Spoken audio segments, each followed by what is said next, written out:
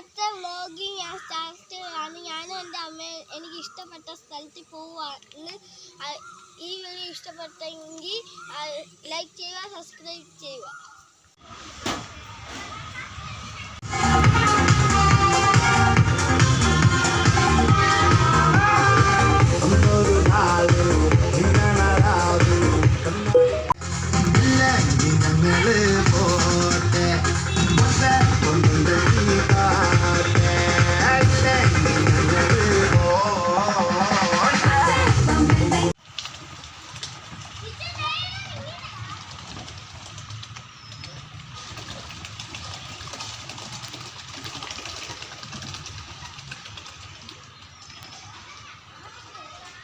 ഫ്രണ്ടോട്ട് എടുക്കാം.